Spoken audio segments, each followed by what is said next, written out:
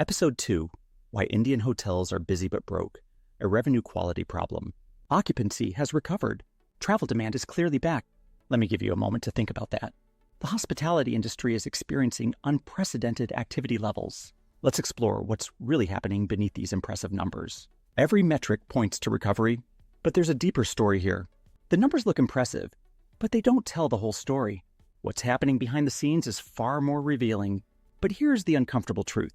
Indian hotels are working harder than ever, and yet profitability remains under pressure. Take a second to let that sink in. This paradox is reshaping the entire industry landscape. The implications of this trend are far-reaching and deserve our attention. What we're witnessing is a fundamental shift in hotel economics. This isn't just a temporary blip. It's a structural transformation. The old playbook no longer works in today's market. So today we're asking a simple but critical question. Why are Indian hotels busy but still broke?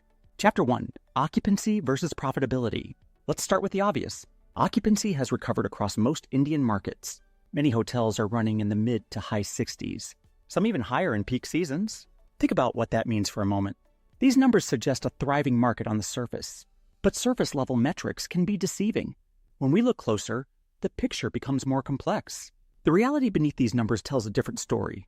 Let's examine where the revenue is actually coming from. But when we overlay profitability on top of occupancy, something breaks. Despite full rooms, margins are thin. This is the first signal that we're not dealing with a demand problem. We're dealing with a revenue quality problem. Understanding this distinction is crucial for hotel operators. Chapter 2, Where the Revenue Comes From. Let's look at where hotel revenue actually comes from.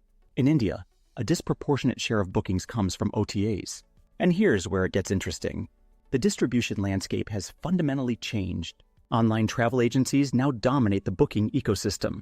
This shift has created new dependencies and challenges. Hotels have traded control for convenience. Now let's turn our attention to the cost side of the equation. Every booking looks like revenue on the top line, but not every rupee reaches the bottom line. OTA commissions quietly remove 18 to 25% of room revenue. That means hotels are filling rooms, but doing so on someone else's terms. This dependency creates a structural challenge. Chapter 3, Cost Structure Reality. Now let's talk about costs. Payroll doesn't fall when demand softens. Utilities continue to rise. Brand and franchise fees remain fixed, and this creates a real challenge. The cost base remains stubbornly inflexible. Fixed costs continue to climb regardless of revenue performance. This inflexibility puts enormous pressure on margins. Every rupee of cost becomes harder to offset with revenue. This brings us to a critical metric that reveals the truth. Meanwhile, ADR growth struggles to keep pace. The result is margin compression, even in high occupancy periods. This is why hotels feel busy, but financially strained. It's a treadmill that's hard to escape. Chapter 4, RevPAR versus Real Profit. RevPAR is often celebrated as the ultimate performance metric, but RevPAR doesn't account for distribution costs or operating leverage. Let's dig deeper into this. The numbers tell a more complex story. When we analyze the data more carefully, a gap emerges. The disconnect between revenue and profit is striking. This gap reveals the fundamental problem, and this leads us to the most revealing metric of all. When we compare RevPAR growth with actual net profit, the gap becomes impossible to ignore. Revenue is growing. Profit is not keeping up. That gap is the hidden tax of poor revenue quality. This disconnect reveals the core issue. Chapter 5, The Profit per Available Room Reality. This brings us to the most honest metric of all, profit per available room, PROPAR. This is where the truth reveals itself. PROPAR cuts through the noise and shows reality. This metric strips away the illusions and shows what's really happening. It's the metric that hotel operators should be watching most closely. PROPAR doesn't lie. It shows the economic reality. PROPAR tells us how efficiently hotels convert demand into profit. And in India, PROPAR growth has significantly lagged occupancy and RevPAR recovery. This confirms the diagnosis. Indian hotels are not demand constrained. They are margin constrained. The data paints a clear picture of the challenge ahead. So what can hotel operators do about this? Conclusion. What smart operators do differently? So what separates high-performing hotels from the rest?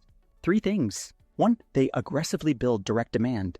2, they design cost structures for volatility, not averages. 3, they price for profitability, not just occupancy. Here's what this means for the future. The winners in this market will be those who adapt. The path forward requires fundamental changes in strategy. Those who embrace these principles will thrive in the years ahead. The choice is clear: adapt or fall behind. The future of Indian hospitality will not be won by hotels that fill rooms. It will be won by hotels that understand revenue quality and economic control. This is Hotel Economics. Thank you for watching. We'll continue decoding what really drives profitability